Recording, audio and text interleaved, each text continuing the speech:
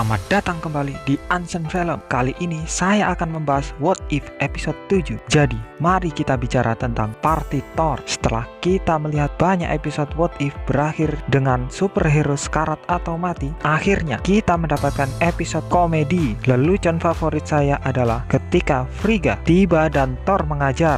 Sebagian besar pemeran dari film kembali kecuali Brie Larson, Rene Russo, dan 3 warrior. Tapi saya yakin kalian tidak memperhatikan para 3 warrior. Maksud saya, orang ini recasting ulang di film dan tidak ada yang memperhatikan. Kita mulai dengan pembukaan yang sama seperti Thor dengan Jane Foster di gurun mempelajari anomali wormhole. Tapi untuk beberapa alasan kali ini Erik Selvig hanya pria di kursi dan bukan seseorang yang benar-benar kita lihat. Sebenarnya masuk akal hubungan antara Darcy dan Jane begitu kuat, sehingga saya pikir Selvig akan menghalangi pembacaan Jane. Kita melihat beberapa rasi bintang dan bumi ditempatkan dengan benar di dalamnya. Dan juga perhatikan kalau iPad-nya punya simbol infinite kecil di sini. Mungkin ini sebuah hint di akhir episode nanti. Ketika Thor tiba untuk pesta di Vegas, ada peniru Elvis karena kalian tidak dapat membuat Vegas tanpa Elvis. Dan kemudian Elvis ini bahkan menikahkan Darcy dan Howard. Jane yakin kalau ini adalah invasi alien dan memperingatkan S.H.I.E.L.D.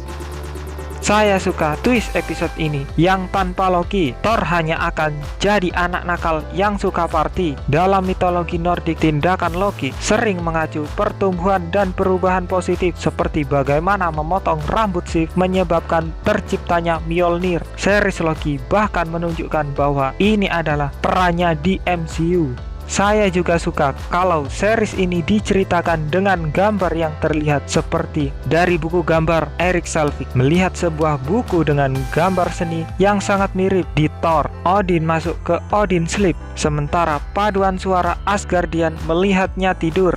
Jadi Odin Sleep adalah caranya untuk meregenerasi dirinya sendiri. Itu salah satu alasan dia hidup begitu lama di film Thor. Di film Thor, Frigga mengatakan dia menunda begitu lama.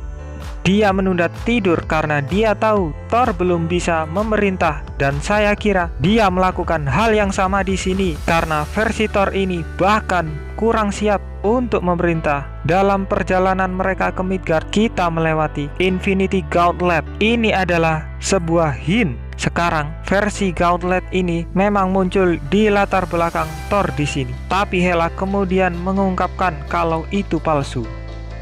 Skrulk muncul, ada juga ratusan Skrulk, tentara Asgardian, Nebula, Krot, Drake, The Revenger, dan tentu saja ada Howard the Duck diisi suara oleh Seth Green. Maksud saya, mungkin Marvel bisa buat film Howard the Duck, atau mungkin dia bisa menjadi sidekick Deadpool. Saya merasa seperti itu pasangan yang menyenangkan. Marvel tampaknya perlahan-lahan memperkenalkan kembali Howard setelah film aslinya adalah film yang gagal total. Sebenarnya hanya karena kalian high roller yang diperlakukan seperti raja di Vegas. Tapi versi Thor ini sangat dimanjakan. Dia tidak melihat, bahkan tidak tahu minumannya akan diisi ulang karena ia mengharapkan perlakuan raja. Episode ini menunjukkan pada batas-batas kekuasaan Heimdall. Hanya karena dia bisa melihat segala sesuatu tidak berarti kalau dia melihat segala sesuatu. Bahkan Heimdall tidak melihat Thanos datang. Tapi kalian tahu apa, sekali lagi kita tidak bisa melihat semua bahaya yang dia hindari dalam hal apapun.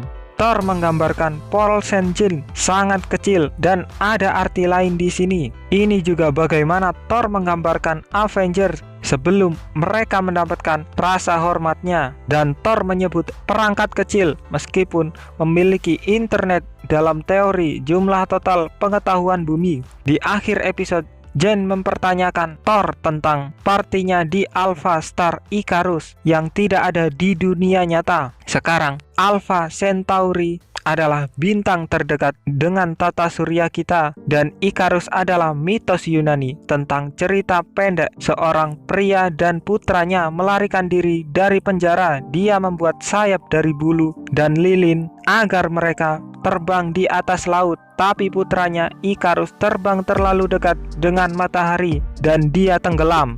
Saya ngasih tahu semua ini karena saya pikir mereka memilih bintang Ikarus karena Thor adalah putra yang mendorong suatu terlalu jauh dan hampir jauh ke dalam kehancuran. Topaz dan Grandmaster kembali. Semua yang mereka katakan dan lakukan adalah menyenangkan, dan Grandmaster bahkan menunjukkan keterampilan DJ-nya seperti di Ragnarok. Dan tentu saja Rocket sedang tidur di wastafel, meskipun saya tidak melihat Groot, jadi mungkin ini sebelum mereka bertemu. Saya suka konsep ini kalau alien akan menggunakan bumi sebagai tempat terbelakang untuk berpesta, karena mereka bisa lolos dengan apapun mereka ingin, seperti bumi adalah Florida Universe. Jadi satu hal yang mengganggu saya, Thor tidak akan bisa mendapatkan tato di Midgard karena tidak ada jarum yang bisa menembus kulitnya. Tapi mungkin mereka membawa beberapa jarum Asgardian atau sesuatu. Gabungan atas tato magic dan Saints, panggilan balik ke percakapan di Thor. Brock Rumlow alias Crossbones adalah salah satu agen S.H.I.E.L.D. seperti agen Coulson dan Maria Hill. Ketika Fury muncul, dia memanggil Thor Piccoli. Karakter ini dari Fast Time at Ridgemont High. Saya juga bisa terlalu memikirkan ini, tapi sorakan Thor terlihat seperti penghormatan untuk meme Leo dari Gatsby. Kemudian Loki muncul mengenakan mahkota es dalam bentuk Frost Giant. Sekarang ingat di Thor apa yang Odin katakan, menyiratkan kalau alasan Loki ditinggalkan untuk mati di atas batu adalah karena dia sangat kecil. Jadi episode ini tidak benar-benar what if Thor adalah satu-satunya anak, tapi what if Loki adalah lahir lebih tinggi. Versi biru dari Loki mungkin juga varian yang kita lihat secara singkat di series Loki.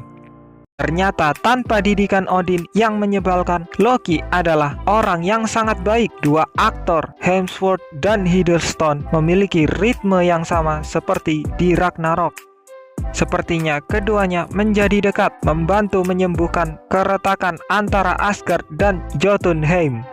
Juga saat Odin tertidur, Frigga seperti terima kasih. Saya tidak tahan dengan pria ini lagi. Saya akan pergi bersenang-senang.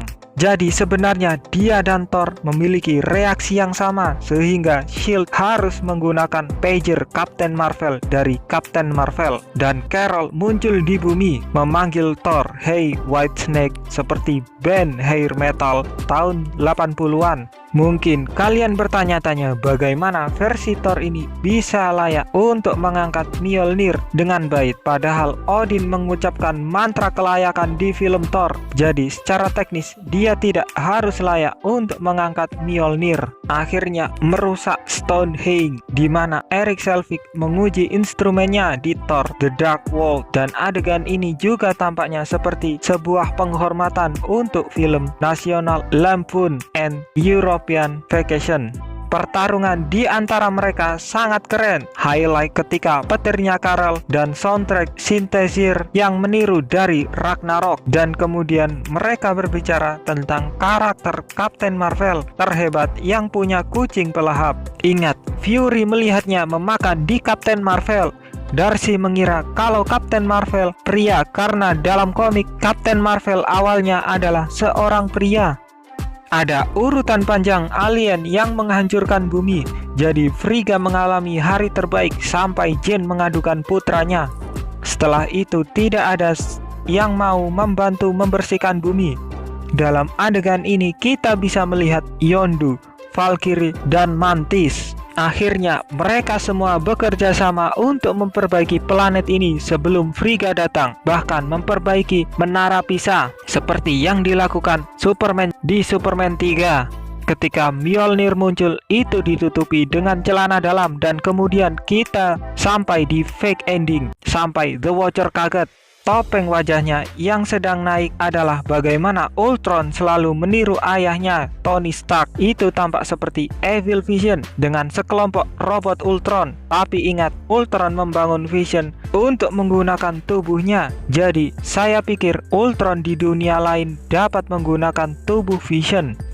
Avengers tidak bisa mengalahkan Ultron tanpa Vision karena dialah yang membakar Ultron, sehingga dia mengalahkan mereka dan mengakhiri sebagian besar kehidupan di bumi.